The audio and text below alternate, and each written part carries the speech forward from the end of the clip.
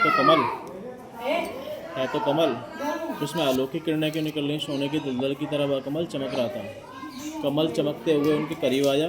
जब तक सूर्योदय उदय हो चुके थे, उदय होते ही उस पर किरण पड़ी, पूरा कमल खिल गया। खिलने के बाद देखा तो उसमें छोटी सी नेत्रकन्या, जो हमारी लाली राधा रानी थी। राधा रानी को गोद में लेके आए। कीर्ति मैया को देकर के बोले, महल में कि लो आपकी यमुना मैया ने सुन लिया और हमको पुत्री दे दी। पूरे ब्रज में कहलवा दिया गया कि हमारे यहाँ कन्या का जन्म हुआ है, पर किसी को ये नहीं बताया हमारी कन्या के दोनों नेत्र बंद हैं। जब 11.5 महीने बाद भगवान कृष्ण का प्रादुर्भाव हुआ कंस के कारागार मथुरा में। कंस के भय के कारण रातों रात यमुना जी के रास्ते नंद बाबा वासुदेव रातों रात यमुना जी के रास्ते गोकुल छोड़ के आगे नंद बाबा के। जो नंद बाबा थे, जो विष्णु बाबा थे, दोनों मित्र थे। गोकुल से निमंत्रण आया कि हमारे लाला का जन्म महोत्सव पे आप भी आइए। यहाँ से राधा रानी को लेके ग्वाल वालों के साथ में बधाई लेके विष्णु बाबा गोकुल पहुँचे, राधा रानी को गोद में लेके।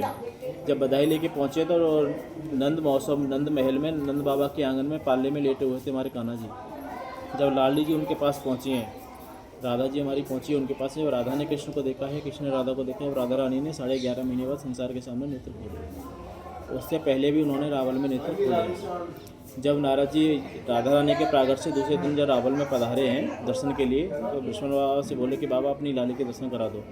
तो बाबा बोले हमारी लाली ने तो नेत्र ही ना खोले, हम लाली के दर्शन कैसे कराएंगे? तो बोले कि आपकी लाली कोई साधारण ना है, त्रिभुवन की स्वामिनी है। जो नारद जी थे वो तो सब जानते थे। तो बाबा बोले कि जब नारद जी जिद ठान गए कि ना मैं तो दर्शन करके जाऊंगा, तो बाबा ने लाली के दर्शन कराए, तब भी लाली ने उनके नेत्र ना खोले। फिर उन्होंने, नारद जी ने उनकी स्तुति गाई है, हे कृष्ण मनोहारिणी राधे वृंदावनेश्वरी। जब कृष्ण का नाम सुना है लाली जी ने, ऐसे ही प्रफुल्लित होकर उन्होंने अपने नेत्र खोले, विष्णु बाबा को, कीर्ति मैया को दर्शन कराए और अपने द्वारा से नेत्र बंद कर लिए। जब गोकुल में उनका मिलन हुआ, वहाँ से निमंत्रण आया, जहाँ से लेके गए हैं बधाई मौसम में, तो उन्होंने 11.5 महीने बाद संसार के सामने नेत्र वहाँ खोले हैं। जब गोलोक धाम से हमारी लाली जी जब ब्रजभूमि में आई थी, पृथ्वीलोक पे आई थी, तो बोल के आई थी, मैं पृथ्वीलोक पे जाऊंगी पर अपने नेत्र जब तक नहीं खोलूंगी, जब तक आपको निहार ना लूंगी। ब्रज की लीला आगे बढ़ने लगी। उधर कंस को मालूम पड़ गया मथुरा में कि ब्रज का पालनहार गोकुल में पहुंच गया। वो असुरों को भेजने लगा, कभी पूतना को भेजता, कभी बकासुर, कभी कटासुर, ऐसे आए ना किसी न किसी असुर को गोकुल में भेजता कृष्ण को मारने के लिए। जब गोकुल में भेजता रहा तो सभी गोकुलवासी परेशान हो गए उससे। तो विष्णु बाबा के पास आए, रावल में ब्रजवासी सभी इकट्ठा हुए, बोले कि विष्णु बाबा हम कहाँ जाएँ? कंस ने हमें बहुत तंग कर रखा है, बहुत अत्याचार कर रहा है, किसी न किसी असुर को आए दिन गोकुल में भेजता है। क्यों? बृहस्पति बाबा अष्टम ब्रज के राजा थे। बृहस्पति बाबा के पास 11 लाख गैया थी, नंद बाबा के पास 9 लाख गैया थी। सबसे ज़्यादा जो गैया थी हमारे विष्णु बाबा के पास थी। तो सभी लोग इकट्ठा हुए, तो बोले विष्णु बाबा से कि हम कहाँ जाएँ? जो नंदगांव और बरसाने वाली जो पहाड़ी है, बरसाने वाली पहाड़ी को बोलते हैं ब्रह्मांचल पर्वत, जो नंदगांव वाली पहाड़ी है उसको बोलते हैं नंदेश्वर पहाड़। उन दोनों को वरदान है, असुर प्रवृत्ति का जो भी पर्वत पर आएगा वो पत्थर का हो जाएगा। इस भय के कारण न कंस मच जाता था, न किसी को बेचता था।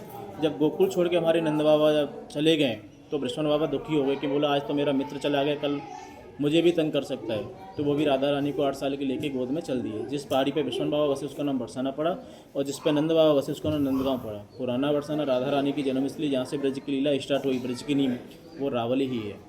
क्यों?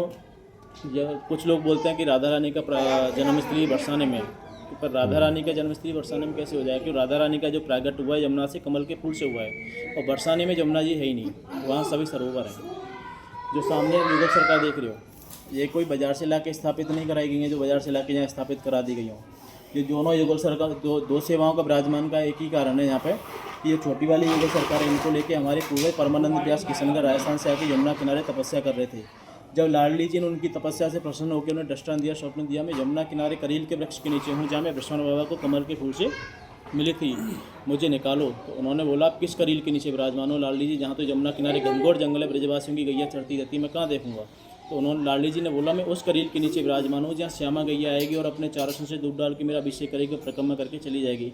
क्योंकि नित्य यमुना किनारे ब्रजवासियों की गैया चलने के लिए आती थी, उसमें से एक श्यामा गैया भी थी, जिसको मालूम था कि यहाँ मेरे लाली लाल दोनों विराजमान है, उसका अभिषेक करती, परिक्रमा करके चली जाती। पर प्रभु जी ने कभी ध्यान नहीं दिया कि ये गैया इस जगह ऐसा क्यों करती है। जब लाडली जी ने दृष्टांत दिया, जब दूसरे दिन वह गैया आई है चढ़ने के लिए, अभिषेक करके, जब परिक्रमा करके जब जाने लगी है, जाने के बाद उन जगह वृक्ष के नीचे खुदाई करी। खुदाई करने के बाद नीचे वाले जो ऊपर वाली युगल सरकार है वो शंभू प्रकट हुए, इनका मंदिर बनाया गया। मंदिर बनाने के बाद जिस जगह से प्रकट हुए थे, वो खुदाई के समय वो तो वृक्ष टूट गया था।